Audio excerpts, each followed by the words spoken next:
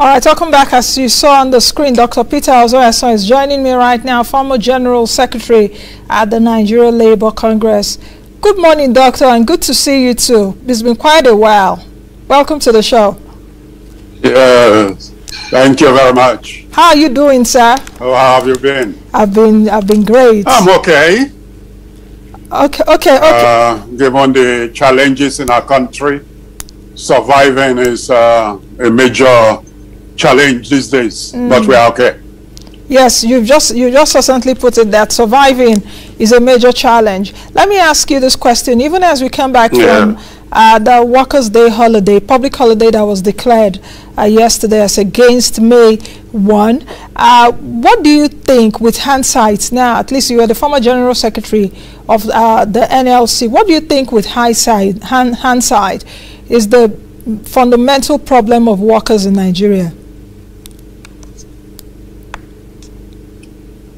Well, I think that the fundamental problem is that the Nigerian worker hardly earns or is actually compensated for his work. Nigerian workers, the fact that you have a job does not guarantee that you are not one of those living in very serious poverty. We have a huge pool of the working poor. Although people have jobs, the pay that they get in real terms is unable to maintain a standard of living that will take such workers and their families out of poverty. This is one of the major things. Of course, probably overshadowing that right now is that the Nigerian worker all across the country is facing challenges to even existence due to the insecurities. And these, we have heard of so many teachers that have been killed. We have heard of many other workers that have been killed or kidnapped and all that. Workers no longer can go with confidence to their workplace in the morning and hope that they will be back safely in the evening, whether it is the farm, because farmers are workers, or whether it is in any other type of employment. Even to travel as part of the process of employment and executing one's job, where the country is facing a situation in which people can hardly travel between two locations to carry out their daily living and do it safely. So the myriad of problems confronting the Nigerian workers are excessive, and these, I think, needs to be tackled for Nigerian workers to be able to at least earn a living in safety and decent wages in real terms that can keep them out of poverty and sustain their families. You know, since you've come to the aspect of minimum wage, I want to ask you also as an economist, paying minimum wage seems to be a very tricky thing. As an employer, you want to pay minimum wage. You don't want to, for the income you pay your workers, don't fall below minimum wage. How do you also juxtapose that with the level of productivity from the worker? Because a lot is also said that Nigerians are being paid minimum wage now, but not many Nigerian workers are very productive. When you are at the NLC, was there a measure of productivity that you all at the NLC was using? Well, generally, there is a link between productivity and wages. Of course, if you pay wages above the marginal productivity of the worker, the system will not sustain it. That is known from economics. But you also have the other way around, that when you pay a wage that is so low that it cannot recreate the energy of the worker, then the worker cannot also be productive. So it is a two-way causality relationship that we must look at. In Nigeria, the dominant one is that people are paid so low that it doesn't motivate them, that it doesn't, they therefore are not productive. It is not that Nigerians are not productive. We see Nigerians move out of this country, go to other countries, and they are extremely productive and even start winning accolades and awards in their various professions. So it is something in the environment that will have to drive productivity, because the degree to which a worker is productive is dependent in part on the environment in which he works and the tools with which he works. So the minimum wage you have in Nigeria today, believe you me, 30,000 naira, which many people or even governments, state governments are not even implementing. What is $30,000 in terms of what we know as the cost of living? Rather, if we were to compute, for instance, what is the living wage in any of the major locations, we will discover that 30,000 naira in no way approaches a living wage. And so the minimum wage itself it ought to become an instrument in motivating workers and therefore increasing productivity. Until that is done, until we realize that the minimum wage is not just something you are throwing away, but something that is going to motivate and improve productivity. Until we do that, we will continue to have the crisis that is bedeviling the Nigerian economy. If we talk about the minimum wage law was signed by President Muhammadu Buhari in 2019. Some states are paying minimum wage. Some says definitely they are not even going to pay, or COVID-19 pandemic is impacting it. In fact, when you were speaking, what came to my mind is to dollarize the minimum wage in Nigeria, because if we take a look at what a worker earns in Nigeria, minimum wage, 30,000 naira now.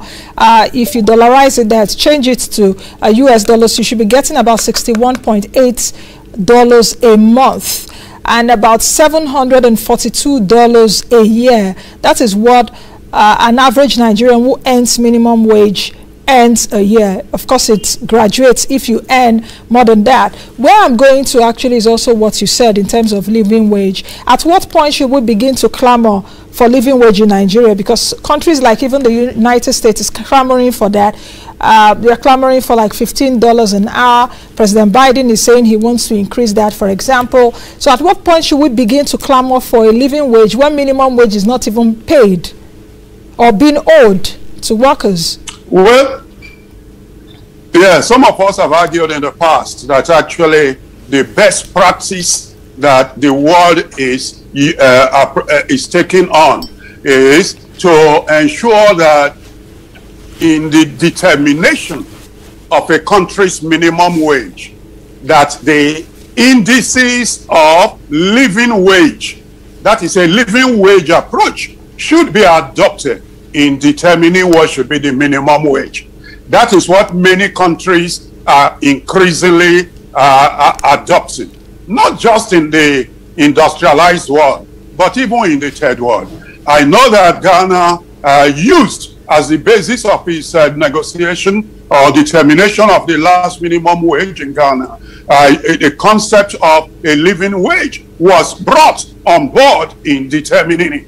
And I think that this is where we should be going, because particularly when you have a situation in which you fix the wage and before you know it, inflation gallops and consumes it, then you then find that the wage itself is unable to keep body and soul together. Then it is crucial that actually we start adopting the ideals of living wage in determining the minimum wage. If we had done that, for instance, in 2019, it is not 30,000 that we would have been talking of. It would certainly have been a higher amount if we had used the living wage approach to determine what the minimum wage ought to be. And I think that we should be aspiring as a country, as a nation, towards that. Because if you do not, what it does is you fix the minimum wage almost arbitrarily low, and you end up having a huge pool of working poor. And when, we see statistics then saying we are the poverty capital of the world, these are the reasons. Because ordinarily, once you are working, you ought not to be among the poor. But when wages are set so low, and you then become, you are a worker, but you are living in poverty, the dollar conversion you just did, you know what is the international standard, $2 a day to be out of poverty. And the minimum wage does not even approach that in any sense. And so we need to be careful that we do not just do these things without recourse to the impact on the overall living and standard and welfare of the population.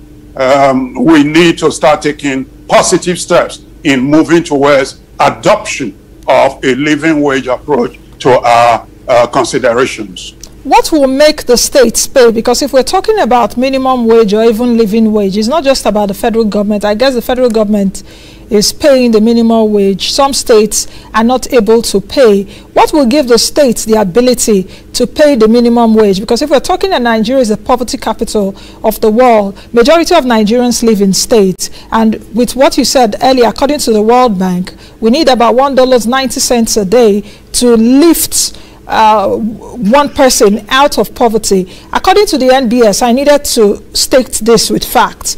The NBS some time ago did say that it takes 226 naira for an average Nigerian to get calories, daily calories. So with that minimum wage, that means 1,000 naira a day, for example, and you have like a family of 4, which is the average. So states' ability to pay, that's the A part of the question. The B part of the question is, can Nigerians really be lifted out of poverty, even with the minimum wage? Can we really be lifted out of poverty? That's the B part of the question. The C part of the question is it really about minimum wage now, or is it about the diminishing value of the naira? 3 questions. Well, let me start by just quickly first talking about the states. Yeah, when you say some states are unable to pay, I have always taken the position that states that are not paying minimum wage or are not, it's not because they are unable to pay, it is because they have been unable to manage their affairs properly. And that's why they are not able to pay. In terms of the potentials of each state, adequate resources abound in each state of this country. And if things are done properly, if management is done properly, they would be able to then generate the necessary resources, and therefore they would be able to pay. The question of whether the minimum wage can lift Nigerians out of poverty. I think that what is going to lift Nigerians out of poverty is going to be, of course, it has to be income. Because the majority of citizens depend on income and income in order to take care of themselves and their families. And therefore, if the incomes are sufficient to take them out of poverty, it would. We cannot, those who, for instance, profit, who use it, those who are investors, they are a small proportion of the population of the country. And therefore, if we are going to move a mass of the people out of poverty, it has to be through earned income. And therefore, appropriate, reasonable, sustainable, and living wages have to be paid in order for the wages to be able to lift Nigerians out of poverty. The way the minimum wage is set now, it is not capable of moving workers out of poverty, because the minimum wage itself is a poverty wage, and that, the way it is as of this moment. It's a poverty wage. And that is easy to demonstrate using the figures we have just thrown around, that you have just also thrown around. If somebody is the sole worker in a family of 4 and earns 30,000 a month, which is the minimum wage, that cannot certainly remove that family from poverty. So we need to find a way that can do that. The last question I didn't get is the diminishing value. Yes, is the diminishing value of the naira. I want you to answer that in 30 seconds. The diminishing value of the naira, because the way we are going to right now, it doesn't even matter how much a minimum. Oh, okay, sir. Can you hear me? Can you hear me? Okay. Can you hear me now? We have audio chat. Okay. Okay, I hear you. Then when you start talking, it goes off. Okay, just quickly, the diminishing value of the naira. Does it matter how much is even being paid to a Nigerian worker when our naira is being eroded? Can you hear? Okay, you can hear. I think we will leave it at that. Thank you. Diminishing value of the naira that you're talking about. Yes, sir. Yes. I think we need to leave it at that because time is fast spent.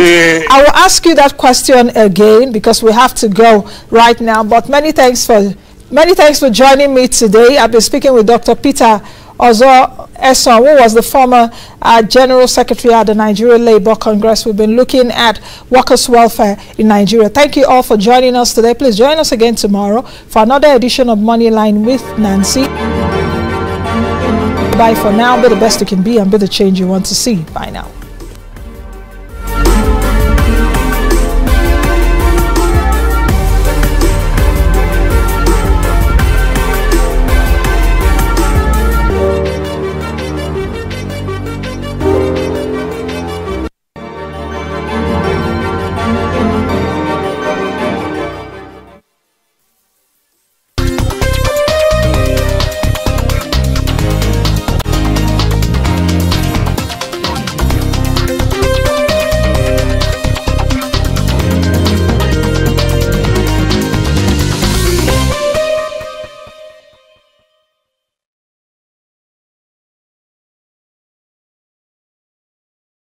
Welcome to Rivers State, the treasure base of the nation.